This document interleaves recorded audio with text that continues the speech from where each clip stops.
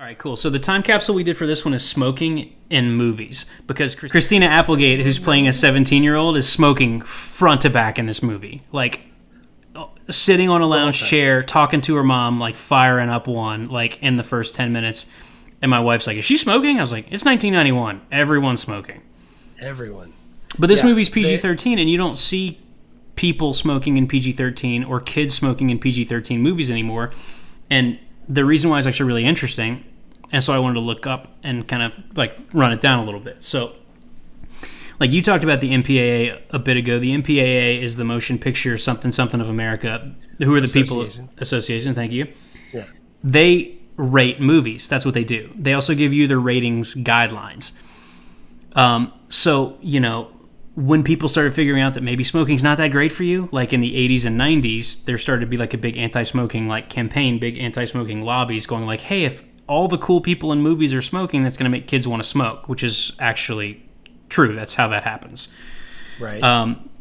So there was a real push in the 90s to limit smoking in movies, and so the MPAA, they basically said somewhere around 1998 that if a movie shows underage people smoking, the movie is going to be subject to ratings increases. So basically, if you're PG-13 and you have kids smoking, you're going to get an R rating. So when a movie goes from PG-13 to R, the box office gets crushed because you just can't get as many people in to see it. So like I pulled the top 50 inflation-adjusted biggest movies of all time. There are 2 that are rated R. Exorcist at number 9, Beverly Hills Cop at 47. Everything else is PG or PG-13. That's crazy. So, like, just that threat from the MPAA is basically enough to, like, delete smoking in PG-13 movies and PG movies. No one smokes in movies anymore. Because if you get an R rating, you suddenly have lost money. Right. So that's kind of what happened. But, like, prior to 98, everyone's smoking like crazy. Like, City Slickers, everyone's smoking. This movie, everyone's smoking. Doc Hollywood, everyone's smoking. Every movie we're going to look at for the next 7 years, everyone will be smoking. And then it'll stop. Yeah. Right. So, like, and we'll talk about the MPAA more. We probably should just do one podcast on that. But, like, they also have rules about the cursing. So, like, the rule for, like, F words in movies has been for years that you can say one F word and be PG-13. But if you do 2, you're going to be rated R. So, like, movies pick the F word very carefully. Like, where they're going to put it for maximum impact. And also, I think it's F word that doesn't mean sexual intercourse. Right. F word used as a swear, not F word talking about, like, you want to have sex with him. Right. Yeah, so like the way that you do it too. But like we'll talk about the use of the one F word, I feel sure, whenever we do the Robin Hood Prince of Thieves rewatch. Because that's my favorite example of it. Because there's only one, and it's like a real high point of the movie. And it's perfect. Exactly. That's the quote. That's one of my quotes. Yeah, it's a great quote. So anyway, back to smoking. So in 2008, the MPAA actually modified the stance even more, because before it was like if kids are smoking, you're going to be rated R. But in 2008, they actually said that even if an adult is smoking, your movie might be rated differently. When I was looking it up, I couldn't see any instances of this having happened, but I think just the threat like kind of fixed it. Changed the way they did it. Yeah. Yeah. So, but it's not the entire story, because really I think what happened is the MPAA like laid down the guidelines, but all of the studios made their own rules. So like between 2006 and 2012, every major studio had a policy in place that said they wouldn't show smoking on screen in youth-rated films, so anything below an R rating.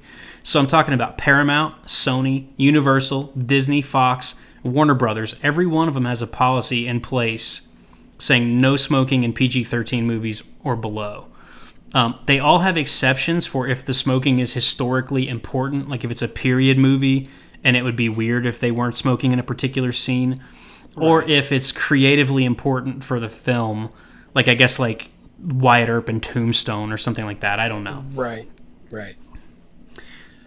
So that's like kind of the like brief history of smoking in movies, with like the one postscript that the streaming services are not governed by the MPAA, and so they're getting a lot of pushback now because they have people smoking like crazy. Like if you watch anything on Netflix or Hulu, any of their original content, there's a lot of smoking in those shows. Yeah. Because people are still smoking in real life. But no, they track it though, and more people smoke in movies and TV shows before these restrictions than actually did in real life. So it's overrepresented because smoking looks cool on film. Like it's a cool effect to like shoot, the actual smoke. Like filming someone like with a Juul just looks idiotic, but like filming him with a cigarette, like the smoke itself is a cool, like, looks cool on film. My students are going to be very upset to hear that it doesn't look cool to film somebody with a Juul because all they do is grab their douche flute and go to town. Yeah, they're getting all their nicotine through water vapor and metal vapor and through USB drives. Satan's USB stick. Dude, let me tell you, I don't really like the MPAA.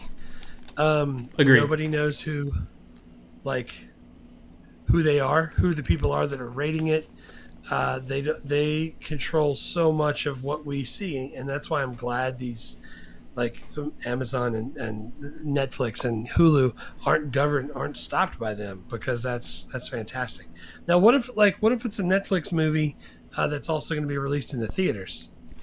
Well, if it's a Netflix produced movie and it's going to have a theatrical release, then it'll get an MPAA rating. So I would assume it'll have to follow all the same rules. Yeah. But we could do you could do a college course on the MPAA and smoking. Like there have been class action lawsuits and First Amendment lawsuits against the MPAA for handing out these ratings, trying to limit stuff like that, because lawyers have argued that is a form of free expression that's protected by the First Amendment, and I think that's been upheld.